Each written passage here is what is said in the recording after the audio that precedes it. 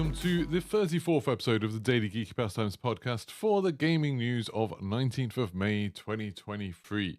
Got loads of things to talk about today. We're going to talk about the new Mortal Kombat trailer, the new Lords of the Fallen trailer, loads of different news stories. There's quite a lot to get through today, to be honest. So thank you very much to everyone that's shown up to watch on youtube.com/Geeky Pastimes. I record this live every weekday morning there, and it's also available as a VOD afterwards, or if you just want to listen to it, you can listen to it on Spotify, iTunes, Google Play, anywhere like that. So thank you very much to everyone that's turned out. Right, we'll get started quickly because, like I said, we have a lot to talk about. First of all, in terms of what I've been playing yesterday, I played Outlast Trials for the first time. I was lucky enough to get given a little bit of early access by Dead Good Media, so thank you to them for that. And it was a bit of a weird one. Like I've said a lot of times, I don't really like horror games where you just have to sneak around, and that's pretty much what Outlast Trials is. It's a bit of a different game to usual. It's a bit more like, not roguelike-y, but like you go in and do little missions, almost a bit like Payday, things like that. So you have like a hub, and then you go off and do little missions, and you can play co-op with people. You can join up with people. So I went into it. The introduction was brutal, like really disgusting, like made me feel a bit weird, some of the stuff that goes on in there. Really gory, but in a kind of unpleasant way. The game never felt massively frightening. It was more just unsettling with how disgusting it was. But yeah, went through the introduction, got through that fine. And then when I got to the lobby, I was like, okay, I want to play in co-op. Like, I want to have a go at this co-op. But because it was early access, it was before people could play, really. It was just content creators in there. So the first people I saw that I was trying to communicate just by bouncing around, because you couldn't talk to people in the lobby, was this guy called, like, Pepe Plavo or something like that. Something like that, I don't know. And, like, on a whim, I sent them a Steam friend request. And they accepted, and they invited me into their game. Turns out they're one of the most popular Russian streamers, and so they invited me into their thing. They suddenly sent over like 2,000 of their followers, like who were watching them on Twitch. They just like started hopping up in my stream, so I got lots of new followers and stuff like that. Cobb was an absolute saint and was moderating for me, and frantically was trying to look up Russian words that he needed to ban and things like that. It was a bit intense, but I played a game with them too. They were really nice. They were very funny. They were kind of speaking half in English, half in Russian. Like, they'd speak to English when they needed to talk to me. And yeah, they were, to be honest, they were really nice. They were really funny. Had a really good time with that.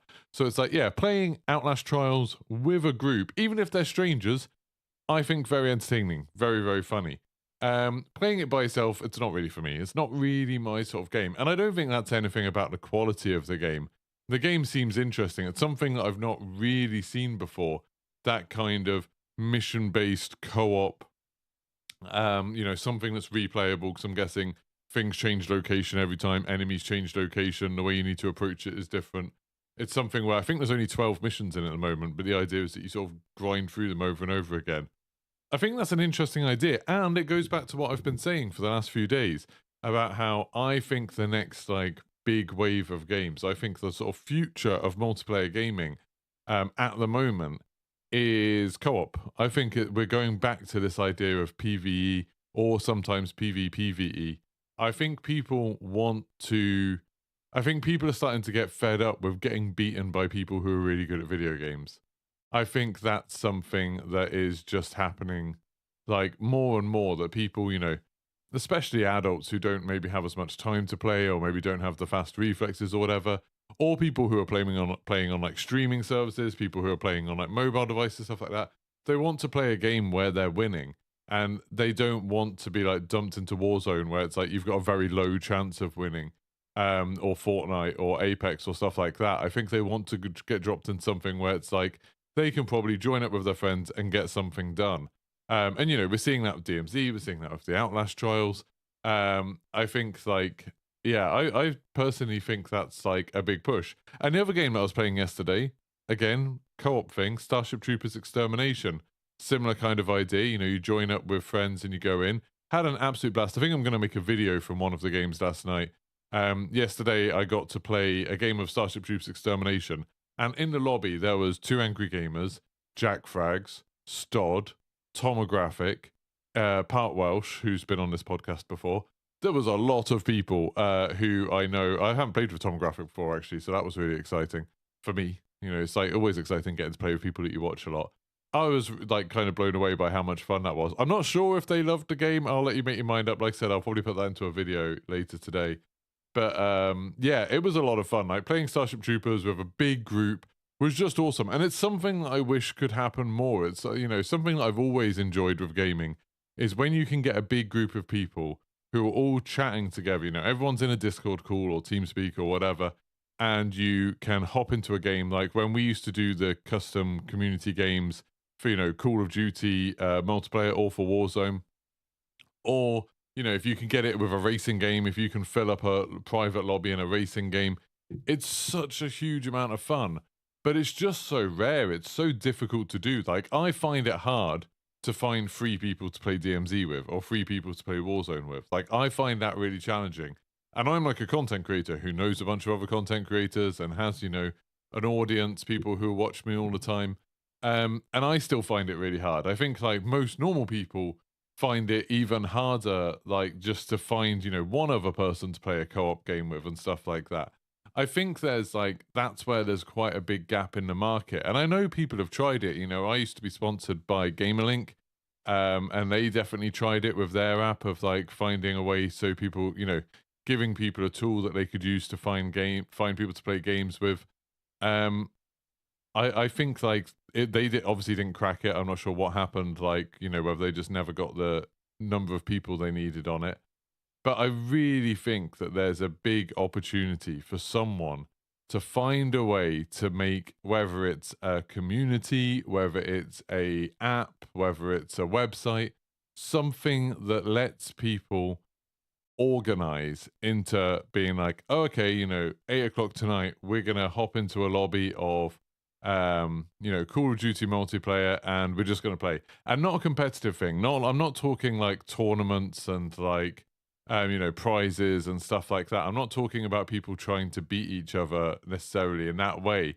I'm more just talking about a group of kind of like-minded people who can hop into a Discord chat and play. And there's so many barriers to it right now. Like say if you just want to, say if I was like, okay, today after this podcast, I want to get a custom Modern Warfare 2 multiplayer lobby going. How are we going to do that? We'd have to make sure that like we share our Activision names. Like I know actually no, in Call of Duty you can do it with a lobby code now. But the problem is that every game you play, you have to do a new lobby code. So you need something outside of the game for you to share that lobby code, which is very annoying. But anyway, you could do it with a lobby code. That is possible. But then you need to get everyone in Discord, where it's like I could get everyone into my Discord, but lots of people might not want to go in Discord. People on console might not have Discord. So we could use game chat, but you can't use game chat to share the lobby code because you have to be in the lobby before you can use game chat. You see the problem. There's a lot of problems with that. And then you've obviously got the problems of just like, when's the time zone that works for everybody? What about people, if you say, I don't know how many people you can have in a Call of Duty lobby. Let's say it's like 12. What if you invite 12 people and then you're like, okay, we can't have any more people because, this is going to be full. And then some of those people don't show up because obviously it's not a big like commitment. Like no one's going to care, if you suddenly have to go do something, no one's going to be cross with you about that. But then that means then you've got people who can't take part. It becomes a real problem. I'm doing a UK Call of Duty community night with Call of Duty UK. It was going to be tomorrow, but I put it back to next weekend just because private games were disabled. I know they just put them back in today, actually. But it was, like that was something that we were a little bit concerned about. Are we going to be able to find enough people to start a game of Warzone? Like, are we going to be able to do it even there where there will be prizes and there will be competition? So it's a super difficult thing to do. But I think I'm not sure if demand for it is the right word, but I think there's an opportunity for it to make something cool of just being like, hey, we're going to do, have a community where we have adults who play games and we just like rotate around games. Say, okay, like tonight it's going to be Forza Horizon. We're all going to jump into Forza Horizon 5, have a blast driving around that. Then tomorrow we're going to be playing Call of Duty. Then the day after we're going to play Battlefield. And like obviously people drop in based on whether they have those games. But to do that, to get that off the ground, you need such a big community to start with. Like, I'd love to think, and I'm kind of thinking in the back of my head now, like, why don't I do this with the Discord? We don't really do anything with the Discord anymore. Why don't I try and make it then? But it's just because there's not enough people. There's just not enough people. You need like a critical number of people. You need a few thousand people on Discord first, just to like fill up those games. And then, you know, maybe later, maybe sometime in the future, we would be able to put it all together. I'm not really sure. But yeah, so if anyone has any thoughts on that, if anyone has any ideas about how we could get big groups of people playing together again, please let me know. Don't forget to like this stream, by the way, if you haven't already.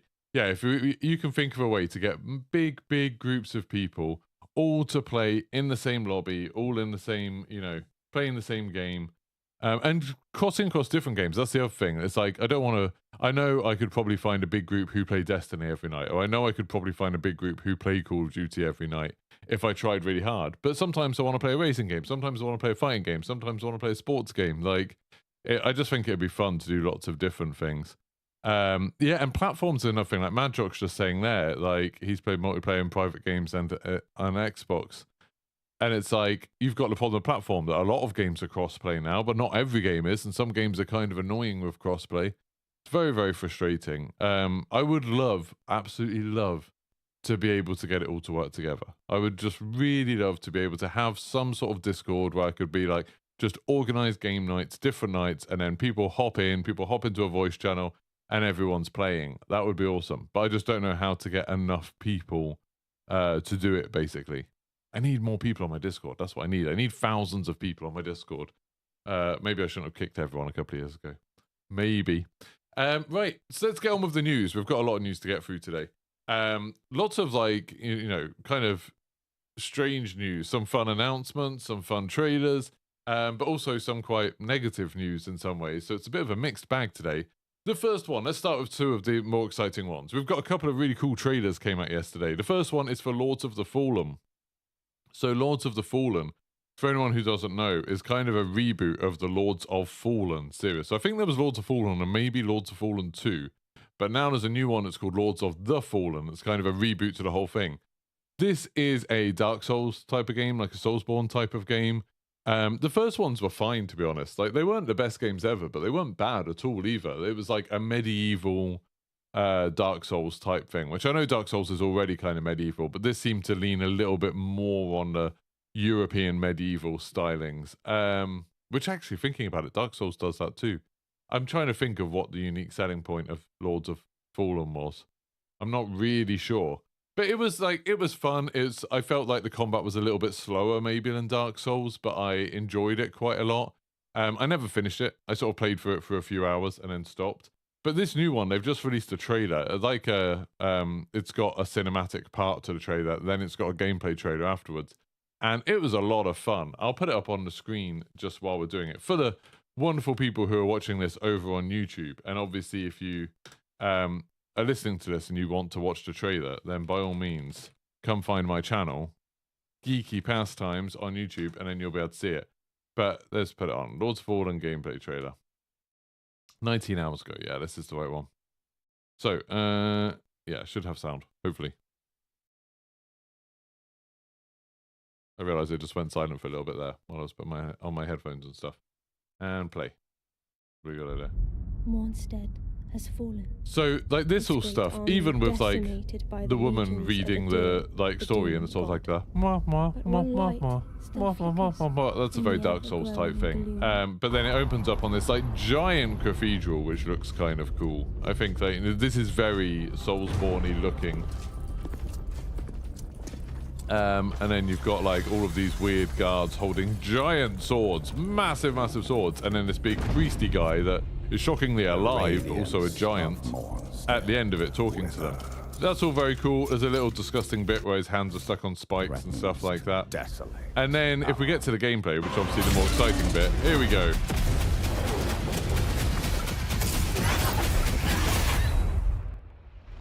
Your flesh has been made sacrosanct with the mark of the it looks cool. There's some music in the background, so I'm going to have to mute it, unfortunately, because I just realized that I think it's some licensed music that I'm probably not allowed to show.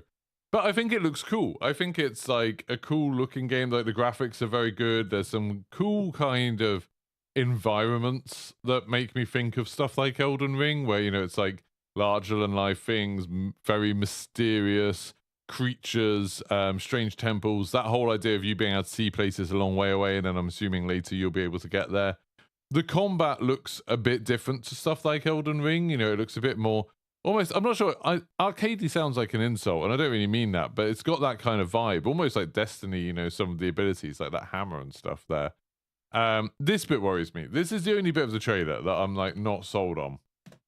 Is this bit, he like jumps down into like a wooden arena that's clearly set up for a fight. You know, there's a bit of cover, you can see the enemies laid out in a grid, and it's like, that reminds me of Outriders, which again wasn't a bad game, but it was very much, you know, like a B tier game, and it was kind of fun. I'm wondering whether that is like kind of how the game will be more often than not, is just kind of you jump into an arena where you fight some enemies and then you move through it. But I don't know, I think it looks fun, it looks cool. It's coming out this October, so it's like gonna be in maybe a difficult time for a new game to release. Like if I was bringing out a game that I knew didn't have a huge following, you know, you're trying to get new people to play it, I maybe wouldn't want to release it at the same kind of time as Starfield and Forza and Call of Duty. That would maybe be a bad thing, but you know, we'll see. Maybe those other games won't do so well. I don't know exactly when this is. This might be early October, in which case it might avoid Call of Duty. And then I think Starfield is meant to be September. Oh, we've got Spider-Man 2 as well at the end of the year, haven't we? There's like, this year's already got quite a lot of big games. I was thinking, like, I'm surprised people don't release more games in the summer, to be honest. I know there's like the idea, oh, everyone's outside and people aren't inside playing video games. I'm not sure if that's entirely true. I spend loads of time in the summer playing video games. You know, it gets too hot outside and you want to sit inside and play games. So, yeah, that's Lords of the Fallen. I'm super excited about it. I'm super interested. Part Welsh, Freeman, who was on the podcast before, who I was playing Starship Troopers with last night, he's actually, I think, the community manager. I think that's his job title. I'm not 100% sure on that. He's the community manager, I'm going to say, for that game as well. So I'll be excited to see more from that game over the future. The other big... Oh, and I'll just read actually the chat if anyone's saying there. I saw Afa said this feels very Dark Souls. It definitely looks like it. I feel like it should release in the summer. That would be cool. High Lord of Terror said Boltgun is out tomorrow. What is Boltgun? I got an email about that this morning. Complete Warhammer 40,000 Boltgun challenges. I don't even know what Warhammer Boltgun is. Warhammer Boltgun. I'm Googling it right now. So someone in chat just talked about it. It's a first-person shooter video game. Oh, so it looks like it's like, you know, the graphics look a bit like Quake kind of thing. So it's that kind of thing, but set in the Warhammer 40,000 universe. Yeah, I mean, I'm sure that'll be fun for some people. I'm not sure if that's for me. I'm not sure if it's my sort of thing, especially when it's only single player. So it's Warhammer 40,000, classic frenetic FPS gameplay and stylish visuals of your favorite 90s retro shooters. There we go. I don't have a lot of like nostalgia for 90s retro shooters, to be honest. Like, I like all the really weird ones. I like the ones that tried to do something very odd. Oh, it sounds like there's another trader starting somewhere. Oh, that's the Steam trader starting. That was a little bit weird, wasn't it? Yeah, like, I know, like, oh, I played when they came out. I played all of like Doom and Quake and Duke Nukem and the first Unreal and like, you know, Hexen and Heretic and Blood and all of those sort of things, and I really liked the ones that were a bit odd. Like, I liked Blood a lot. I liked Outlaws, which was like a Western one, and then later on, you know, I got really into things like obviously GoldenEye, but like Turok and stuff like that. I quite liked games like that that were doing something really weird with the format. But the ones where it was just about, you know, the guns and your skill and your movement and trying to like plow through and kill as many enemies as possible, I never really got into them that much. Like, I never loved them like I know some people did. So when these games come out and it's like, hey, we're harking back to those days of the 90s FPS games, it's like, yeah, I'm good. I'm happy to like let those days lie, to be honest. Right, other trailer. There's a bigger trailer, maybe some would say, yesterday. And that was Mortal Kombat 1. Something that people have been waiting for a long while, them to announce it. I'm not going to show it on here, because I think it was disgusting, you know, in like a fun way, in a fun Mortal Kombat way, but in a way that I think might get me demonetized if I show basically any of the sort of like later half. And the first half is just characters looking around. But yeah, so the Mortal Kombat 1 trailer came out. It is pretty much what we expected. We were talking about it yesterday of it going back to the first game. You've got a lot of those basic characters. You know, we saw Liu Kang and Raiden and Kung Lao and Katana, Melina, Scorpion and Sub-Zero, Shang Tsung. We saw a lot of those characters coming back. It, you know, showed that they're definitely doubling down on the gore. They're not backing away from that. Definitely got a strong campaign and everything like that. We got a press release sent out saying that there's some weird thing like you get some like tag team buddy type person. Well, it didn't say tag team. It's like a cameo. I think that's what they called it, with a K, obviously. They've got these cameo characters that will come and help you out in a fight. But I think in the image for it, they sort of show on the website, they show Scorpion and Sub-Zero, which is a little bit weird. But yeah, I'm not sure how that's going to work. I don't know if they're going to be like less important characters that are going to come and help you with certain moves. You know, it's like when you go into a fight, you equip a cameo character, and then that's like, you know, a way to twist. That might be kind of interesting if you had like, say, a really fast, like light attacking character who could do lots of hits really quickly, and then you had a cameo of some heavy hitter. So it's like if you did manage to stun them, call in your cameo, and they come and like smack the enemy down. That could be really cool. Or maybe, you know, you've got someone who is really good at long range attacks, and then you call in a cameo character who's really good at like pushing someone back or something like that. That would be interesting. I'm not sure that's how that system works, but that's how I kind of understood it. There was one weird thing about this Mortal Kombat announcement, and that was that Shang Tsung is a pre-order character. And that like immediately sets off a couple of alarm bells in my head of like, Shang Tsung's quite a core character to Mortal Kombat. You know, one of the big ones. I know it's like a boss in the first one, but it's like quite an important character in Mortal Kombat. And to have him as a pre-order thing. So if you say, wait until Mortal Kombat comes out and then you play it, you're going to be missing one of the core characters. You know, I imagine he'll be sold as DLC afterwards. I imagine it'll be a sort of thing where, you know, you can buy him. But then it'll be like, how much do you charge for a character in Mortal Kombat nowadays? When we're selling skins that don't do anything in Call of Duty for like 30,000, not 30,000, 3,000 COD points, which is like 25 quid. How much is a whole character in a fighting game going to be worth?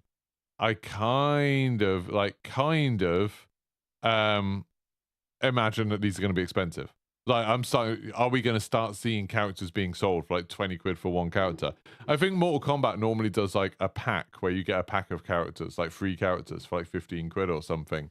So each character's like a £5. It'll be interesting to see where they go with the pricing. But yeah, I wish it wasn't a core character being kept as a pre-order bonus. Obviously, if you're into Mortal Kombat, you'll probably pre-order it and you'll get Shang Tsung, and that'll be absolutely fine. Like, you're not going to have any trouble. But it's a little bit of a concern, maybe. But the trailer was cool. The trailer looked a lot of fun.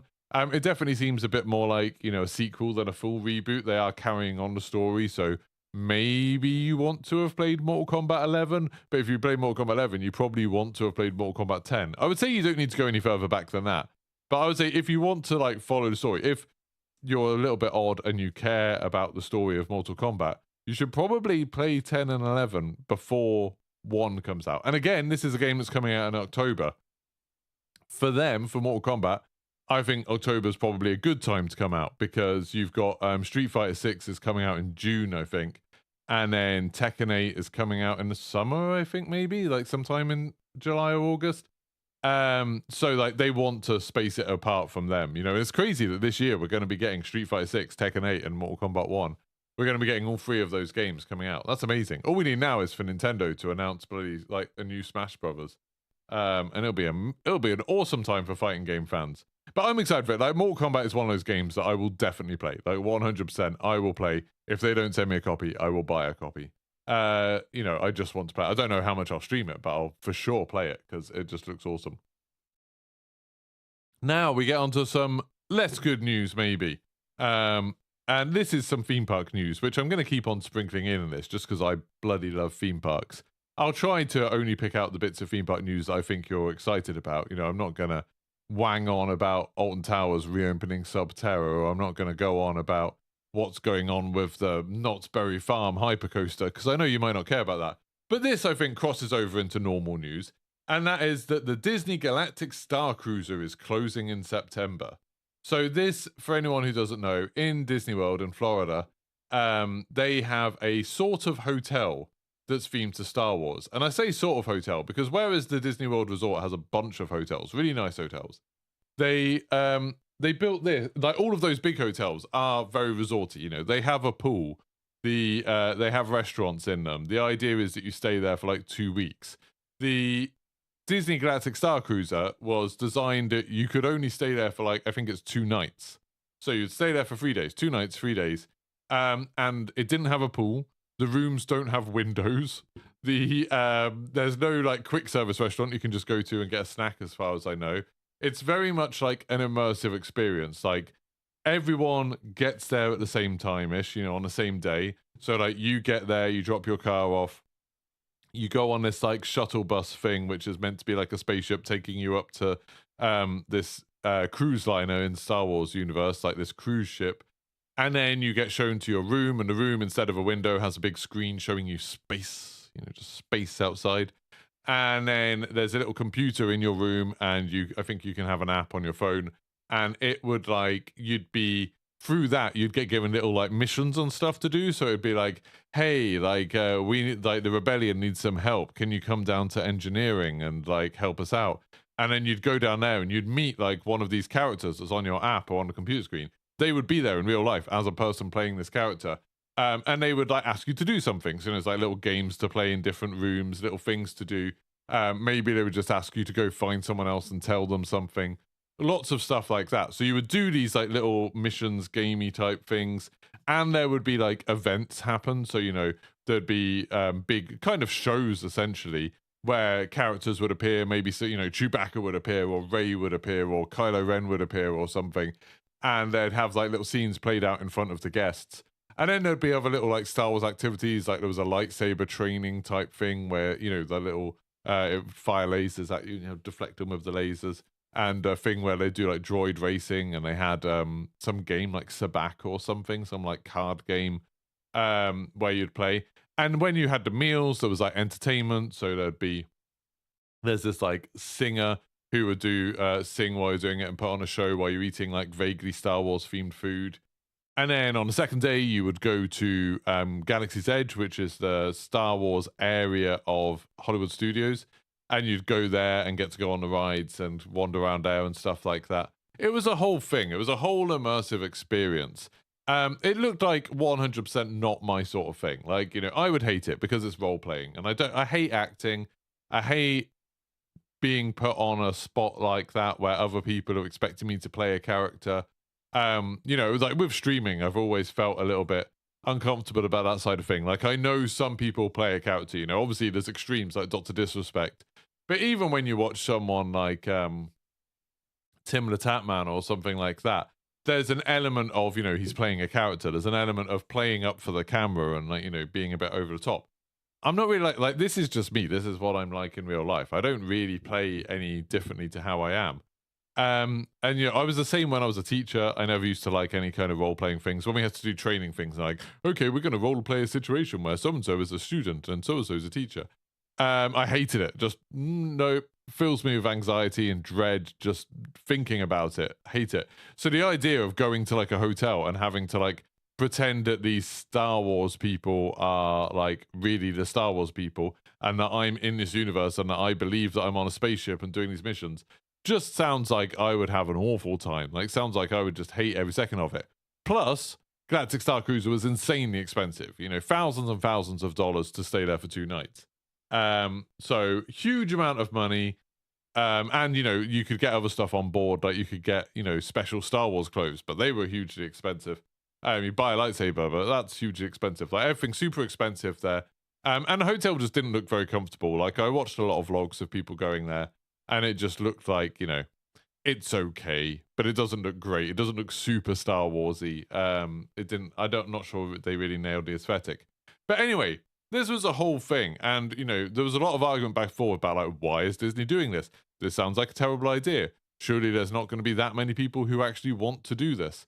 And now, like, all of those kind of naysayers have been proven right, because Disney have been like, yeah, we're shutting this down in September. Like, people have booked for past September, and they've had their holidays cancelled. So that's not happening anymore. And it's kind of interesting because now, like, what do they do with this big building? They've got a giant building that's got 100 rooms, that don't have windows. They do have bathrooms, but they don't have windows. And it doesn't have a pool. It doesn't have a quick service restaurant.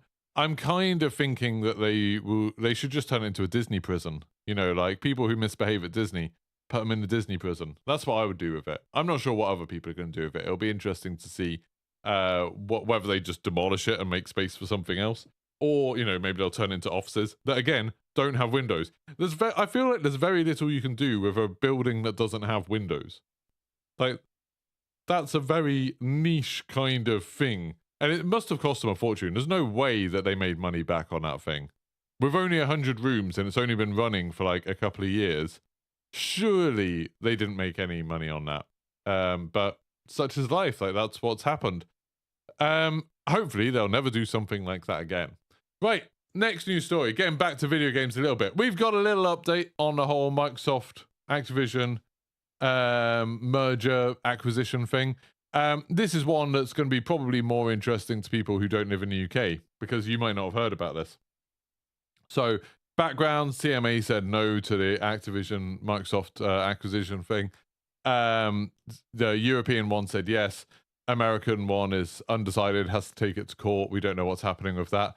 But now our government is starting to have a bit of a go at the CMA, at the UK's Competition and Markets Authority, saying like, hey, everyone's saying that we're not open for business, that we're not good for business. And the CMA is like saying, no, that's rubbish.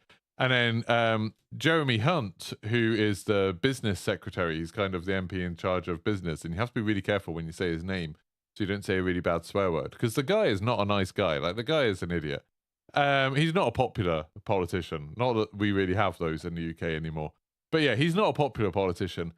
Jeremy has now been going to the CMA and saying, like, you have to, like, while you are independent and, you know, the government isn't going to interfere in your business, we're not going to worry about it, you do have a responsibility to make sure that Britain is a good place to invest and Britain is a good place for tech. And this is maybe sending out the wrong message. So there's this weird sort of, like, theater happening right now where the government's like, you need to accept this because we've been making this big deal of how we're going to be really great for American investment. And now the first time a big company is wanting to invest a huge amount of money in the country since Brexit, you're shutting down. Well, not even a huge amount of money in the country, but like they're saying that Microsoft are saying that it's, you know, linked to they're not going to invest in the UK as much anymore if this deal doesn't go through. So it's like an indirect thing. And yeah, and like, so the MPs are saying, and Jeremy Hunt in particular is saying, so like, we know you're independent, we know we don't have any say, but you have a responsibility to do this. You know, your existence is predicated on your ability to do this thing. And so the CMA are like, well, that's a fun one. Whether that will have any impact, who knows? The whole appeals process takes like 9 months. I think, to me, the most likely outcome is that, you know, if it gets approved in America and now it's been approved in Europe, the CMA will quietly change their mind in 9 months' time. Like, they'll go through the whole appeals thing to make it look like they went through the whole process. But because the government is like putting a lot of pressure onto them, at least if they are still the government in 9 months' time, and you know it's quite turbulent in the UK, so who knows? Then I imagine they will overturn it at some point, and you know they'll just be like quietly, okay, Microsoft, go ahead, you know, go buy Activision. Just, you know, try not to buy too many other people. That's probably what's going to happen. Right, the next news story, and this is a very sad one for me, a very sad one personally for me, and that is that Nightingale has had their early access delayed. Nightingale is a game that was announced at I think the Game Awards quite a while ago now, and it is a game a bit like, you know, Ark and Rust, those sort of things, like survival PvE type thing. You build a base, and then the idea is that you build a base, and then there's this like portal generator, a bit like people who are old like me and remember Stargate, like that sort of vibe where you've got a portal generator. And rather than having to put in some hieroglyphics in it to activate it, you get cards. So you get cards, and, you know, one of them might be like, okay, this is a forest. And then the next card might be like, but it's filled with zombies. And the next card might be like, and everything's on fire. And then you put those cards together. You choose which ones you put together.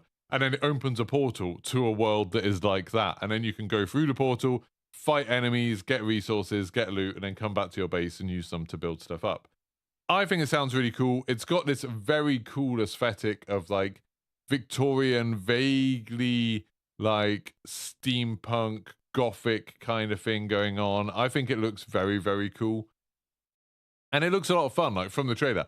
I haven't played it. I know there is closed alpha testing going on. Like there's been testing going on for a long while, and they've kind of said this delay is because that testing is working, that they're getting lots of good feedback, they're getting ideas about things that they want to change, and they just need more time to make those changes before they start doing like open betas and early access. So, you know, when this game comes out, it's still going to be in early access, it's still going to have a long road, but they don't want to like show it off to the public yet until it's ready. I just want to bloody play it. I've been in their Discord for months now, hoping to get a code to join the closed alpha, and haven't had any luck. I just really, really want to play that game, so hopefully we'll do it. Sorry, just answering a couple of things in chat. Edward Kaiser, will I play Outlast Trials today? No, I don't think so. I probably won't play that game again, to be honest. Like, I enjoyed it. I enjoyed playing the co-op, but unless I had friends who were playing it, if I had friends who were playing it, then I would. But if not, then I probably won't.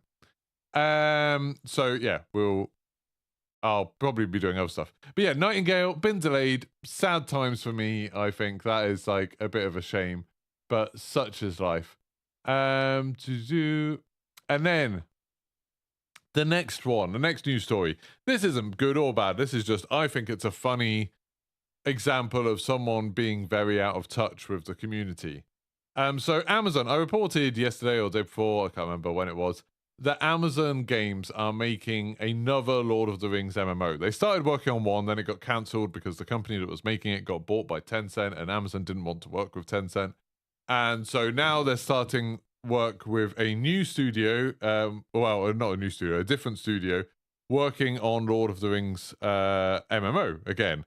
And, you know, set in the same kind of time period as the books and the films, I think. They're not doing some, like, you know, oh, this is thousands of years before or after, or anything like that. It's set in the same kind of time period. And some journalist got to interview the Amazon Games vice president. So Amazon's obviously a massive company. And so their gaming division has, you know, had some severe ups and downs. Oh, yeah, it's the people who made New World. That's the development studio who's working on this. Anyway, they've had some ups and downs. You know, they had things like Crucible that got weirdly released and then unreleased and then cancelled. Then they've had things like Lost Ark, which they didn't make, but they published over here, and that was very successful. New World had a super successful launch and then, you know, completely died off afterwards because it had no end game. They've had, you know, a lot of mixed success, and I think they've cancelled a lot of games they've been working on. So this journalist got to interview the vice president, Christoph Hartmann, and said, you know, there's already a Lord of the Rings MMO, yeah? Like, you know that already exists. You are going on about creating a Lord of the Rings MMO set around the time of the books, you know, the films. You know that's already a thing that has existed for many years and has been very successful and managed to persist for quite a long time. And apparently he was like, oh yeah, like we know about Lord of the Rings Online. We expect those players to move over when our game comes out. And that's, I think, a massive misunderstanding of the situation. You know, I could be wrong. This guy is obviously a businessman, obviously involved in games, probably knows more than I do. But assuming that people who have been playing an MMO for like decades at this point, you know, when did Lord of the Rings Online come out? It was a long time ago. Lord of the Rings Online, I've played it repeatedly for a long time, and I haven't played it for years. It came out in 2007. So that game has been out for 16 years. Assuming that people who have been playing an MMO for 16 years only care about the license and that they're going to see, oh, there's a new shiny Lord of the Rings game out, we're going to hop on over to that one. That's misunderstanding MMO players. Like, in my experience, MMO players generally get invested in their characters. They get invested in what they've achieved in that game. And that's why MMO sequels are quite rare. We talked about that the other day, that I'd love to see World of Warcraft 2, but, you know, they'd have to keep World of Warcraft 1 ongoing, really. There's still people that play Final Fantasy 11, even though Final Fantasy 14 came out. I mean, actually, no, I'm not sure. That might not be true because maybe Final Fantasy 11 shut down. But I know there was, at least for a while, there were people who, you know, didn't want to play Final Fantasy 14. They just wanted to keep Final Fantasy 11. When EverQuest 2 came out, EverQuest 1 was still ongoing. You know, EverQuest 1, they kept up the servers and stuff because lots of people wanted to still play that. People who play MMO, people who play MMOs get really into the world. And Lord of the Rings Online is almost like even more that kind of thing, where there's a lot of the social interaction, there's a lot of the social side of it. It's more than just combat, whereas World of Warcraft really is just combat, it's just fighting. Lord of the Rings Online, there was a lot of stuff to do with the crafting and a lot of stuff to do with like making music together and throwing little events and stuff like that. The social side of it was a big deal. To assume that those people are just in their heads, just playing whatever the newest Lord of the Rings game is, I think that's a mistake. I think a lot of those people not only won't necessarily go over to the new Amazon Lord of the Rings on MMO, but I think they'll really, really kind of have a vendetta against it. They'll have a grudge against it. It's like, this is the Lord of the Rings on like MMO that's trying to kill our one. I think it'll be very tribal, and they'll be like, no, we're not going to go over there. We're not going to play it. And I don't think it'll matter. Like, I don't think it'll matter in the grand scheme of things, because I don't think there's that many people playing Lord of the Rings Online. I don't think it has a ridiculously huge thing. Although apparently, supposedly, and this is according to an article from February, the beginning of February this year, apparently it still has 100,000 active players. Like, that's not nothing. It's not enough to like be like, oh, if those people don't play the new Lord of the Rings MMO, that game's dead. It's nothing like that. But that's pretty good. 100,000 active players. I guess that means people who play at least once a month. 100,000 active players still after 16 years. Like, fair play to them. That's really good. But yeah, I just think like they won't want to play it. It's not like, it's not like someone like Call of Duty, where I think a lot of people who play Call of Duty are desperate for something like X-Defiant, or they're desperate for something like Battlefield to do well, because they just want to play a multiplayer FPS game, and they want to play the best one, and they're frustrated with Call of Duty at the moment. There's a lot of negative sentiment. A lot of people want to find something else to play.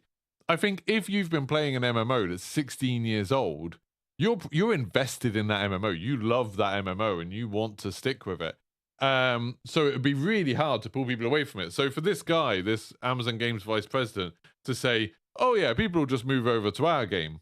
Like, I think even him just saying that is going to cause a bit of damage. It's going to cause people to be like, you what? No, we're not. We were going to check it out, but now you're expecting us to go. We're not going to bother. I think gamers are very...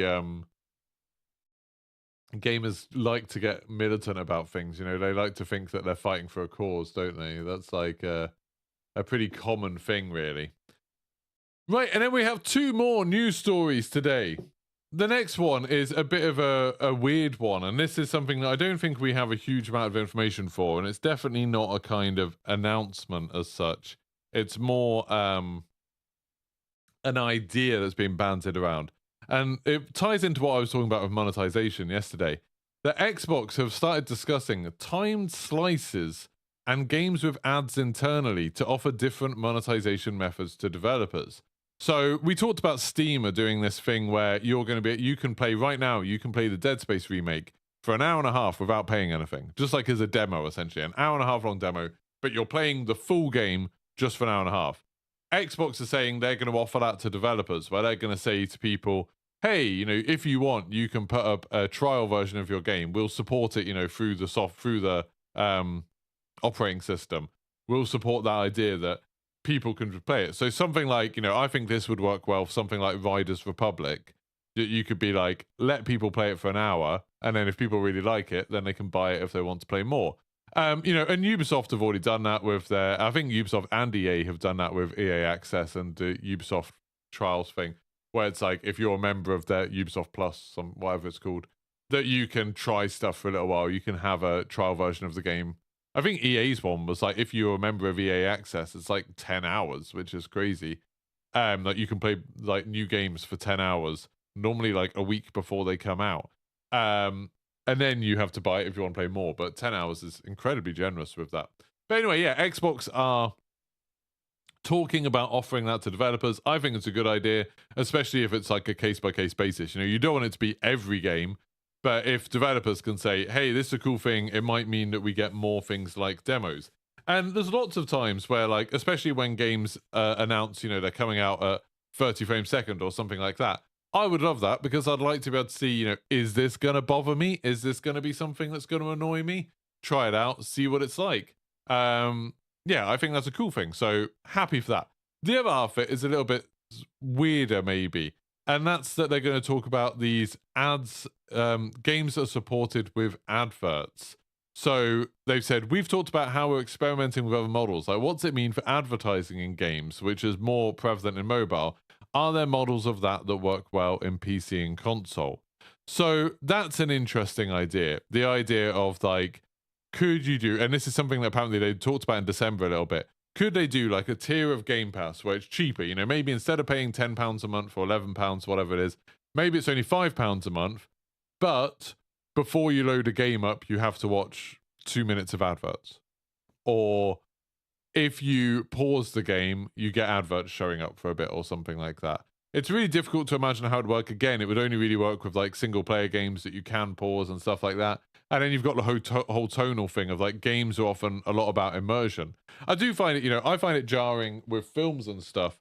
Or like my wife watches Succession. I kind of watch it this season actually on Now TV, and on Now TV in the UK there's adverts. And because I don't really watch TV, like I'm not a big person who watches like, you know, broadcast TV. I watch YouTube and Netflix and Disney Plus and whatever. I'm not used to having TV programs interrupted with adverts, and I find it really jarring when there's like a dramatic scene and then suddenly it starts talking about like, I don't know, some like new bread or something that you can buy. I find that really odd. Like I find that really strange. And the idea of playing a game, you know, if you're really immersed, imagine you're playing some scary game, you know, you're playing through the new Amnesia or something. You're like, oh, this is spooky. And then the game's like, hold up, here's a McDonald's advert. Like that would be weird. That would seem a little bit odd. There's some types of content it works for though. Like I always think like advertising in streams isn't that bad because advertising, you know, streaming, it's less about immersion. It's more of just like a constant content, isn't it? It's a constant, there's someone talking, there's someone to interact with, that kind of thing. You have a 30-second advert in that. I don't personally find it the worst thing in the world. Twitch goes a bit too far with their adverts and how long they are. But the idea of adverts in the middle of a stream, I don't care about. And like game shows, I watch Taskmaster on the Channel 4 app, and that has adverts in it. And I don't really care because, you know, they have a round of the game show, then they have an advert, then they have a round of the game show, then they have an advert. Like, that's fine. I don't care too much about that. But the idea of having it in the middle of something that's immersive, that could be a problem. I did say yesterday, I could imagine someone like Call of Duty using advertising to replace like the Warzone lobbies. You know, like in Warzone, I always think it's weird how in Warzone you've got so much downtime at the start of a game. You know, you've got the whole thing where you're matchmaking, then you've got the bit where you're just sort of wandering around while everyone loads in. That can last like 2 minutes sometimes. You know, it's like, it doesn't sound like a lot, but if you're playing lots of games, that adds up. Why not use that as 2 minutes of adverts? I wouldn't care that much if like they replaced the lobby with adverts. I'm sure people would kick off because people love kicking off. But if that supported something else, you know, if it was like, oh, they're doing those adverts, and then because of that, we get a free bundle every week or something, I'd be like, yeah, sure. I don't care about the lobby. So I don't know. It'll be interesting to see what they do. It'll be interesting to see whether we get adverts being used and stuff. Like I was saying yesterday, I think this is the sort of news that I can imagine people rallying against and people being like, we don't want adverts in our video games. I remember when there was some talk ages ago about having billboards in games and having adverts on the billboards. I don't know, it was like a racing game or something, and they were like, oh, we'll have like real life, we'll sell that advertising space, because when you're playing the games, you'll see the billboards. And I remember people kicking off about that back then. It's like, but there were already billboards in the games just with fake adverts. It just means that they're now real adverts. Like, does that matter that much? Like, I don't care. I think games need to make revenue, games need to make money, and so if there's something like that that I don't find particularly intrusive, I'm all right with it, to be honest. Then finally, we've got one more news story today. One more news story. If there's anything else, any other news that people want to talk about, make sure you let me know in the chat, because then I'll get to it after I read this one. And this is some Call of Duty news, kind of. And that is that a Call of Duty community-made game got shut down. And this is something that I know lots of people have felt very strongly about on Twitter, and I didn't really talk about it for a bit because I didn't know much about it. So I thought I'd wait until I had read a bit more about it. I've never really got hugely into like the modding scene or the community thing. I don't play that. I know there's a version of Black Ops 3 Plutonium, something like that people play because it lets you play zombies and it has some like better features to let you play different maps. I don't really mess with all of that stuff. I used to play with mods a lot, like everyone did in the late 90s.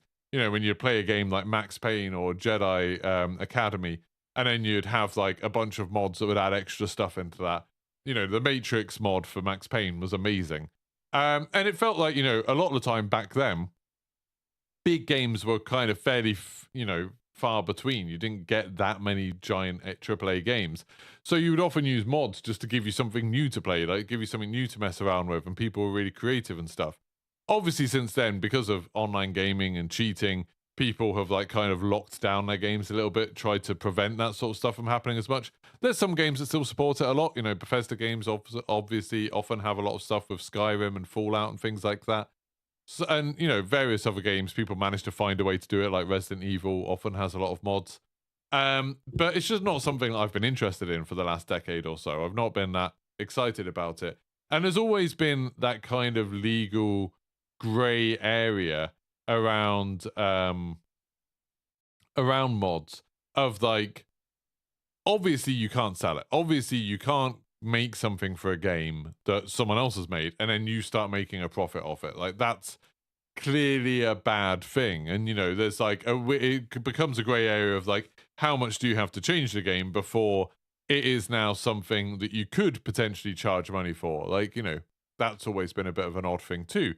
But when it comes to fan-made games with other IPs, that's always been something that people are generally quite quick to shut down. You know, companies generally don't like it. If someone says like, hey, we're going to make a new Super Mario Brothers game, but one that the fans really want, generally Nintendo would be like, don't do that. Don't, even if you're not making money from it, don't do that. And, you know, the reasoning's obvious that some people are going to look at that and think that it's a Mario game, and then the quality of that fan-made game is going to reflect poorly on the company that actually own the IP. And the company that own the IP aren't really gaining anything from it. So there's just risk for them. It's just the risk of some consumers are going to see this fan-made game that's obviously probably going to lack the quality, lack the sort of care that they have about it, and they're going to be held responsible for some aspects of it. And, you know, like, and it could be anything. Like, there could be some disturbing or illegal content in it that makes them look bad. It could just be badly made and that makes them look bad. So it could be better than some of the games they're making. That would make them look bad. It's just like there's just downsides for the people that own the IP. So generally those sort of things haven't happened. Like, those sort of things haven't worked. And there's been exceptions, you know, occasionally it has occasionally people have allowed it. You know, you get like fan patches for things that do really well. And sometimes there's been things like Sega hiring the people to make like a modding team to make Sonic Generations because they were like so impressed with what they were doing. There's stuff like that where it has worked. With the Call of Duty thing, with SM2, basically, as far as I understand it, SM2 was a Call of Duty client that was originally going to be based on the old Modern Warfare 2 engine. And it was going to have maps and weapons from across Call of Duty. So, you know, pick out the best maps and weapons from all of the Call of Duty games and smush them together into one game. I don't really see how they ever thought that that was going to be allowed. Like, I don't really get how that was ever going to be a thing that they were going to be okay with. Like, a good comparison is that Titanfall, someone just released a new version of Titanfall 2 that's like a fan-made version of the game, a fan-made client. Tomographic did a video on it, I think. And that is basically like, hey, it is exactly Titanfall 2, but it runs on private servers, which means you don't have all the problems. Titanfall 2 has been hit with like hackers and DDoSes and stuff for years now, and it's never been fixed. And so now it's like, this is a client version of the game that is the exact same game, but lets you play on private servers, which means you can actually play against other people and have some fun. Like, that I can imagine EA kind of being okay with, because it is still the same game. They're not encouraging people to pirate it or anything like that. It's just, it is the same game, except you can now play it. And it's like, I can kind of understand. I mean, I could still imagine EA shutting it down, but I can kind of see them being like, yeah, where's the harm in that? Like, there's no problem. This game was basically some Call of Duty players being like, well, Call of Duty is crap nowadays, so we're going to tie together all the best bits of the old games and make something that's better than what Call of Duty is. That's immediately something that's going to like get people's backs up. But then the idea they're trying to make something new using things that they didn't create, using things that they don't own. Like, just because you buy a video game doesn't mean you own all of the assets in it, doesn't mean you own all of the IP, like all of the stuff that's in there. What about all of the licensing things? You know, if they use guns that have licensed names, that's a problem. If they have maps that have any licensing issues, that's probably a problem. The fact that they're essentially trying to create something and sell it, and some people will look at it and be like, oh, there's this new Call of Duty thing. And you know that would happen, you know. Whereas all of us could sit here and chat and be like, well, obviously it's a fan-made thing. Like, I can tell the difference. You know there'd be people saying to fans, like, oh, there's this new Call of Duty thing. You should download it. It's free. And then people would download it and think that it's just a Call of Duty thing. And then, you know, there'll be bugs and there'll be problems. And they'll be like saying to Activision, like, oh my God, you released this game and it's terrible. And they'll be like, we didn't release that. That's not our fault. Like, there's going to be that confusion there. Like, there's going to be issues there. And, you know, on top of that, like, it might have just been bad. You know, it might have just been a bad thing, and then it makes Call of Duty look bad because it's like another product that people don't like. But this one's something that they have absolutely no control over. Supposedly, the reason it got shut down, supposedly the reason it's been shut down now, from, you know, rumors and hearsay, is because they switched to the Modern Warfare Remastered engine, which is a more recent engine, more closely linked maybe to the engine that is being used now.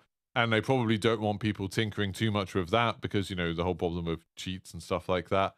And again, you know, they don't really want people creating competitors, even free competitors, maybe especially free competitors, to their own games using the stuff that they made. Like, that's a fairly, like, obvious thing to do. And then someone was saying in chat yesterday, I don't know how true it is, that apparently they were saying, like, the SM2 developers were like, hey, you don't even need to buy Modern Warfare Remastered. Like, don't worry about it. You don't need to buy it. And it's like, whoa, wait, so you're just trying to give away chunks of that game for free?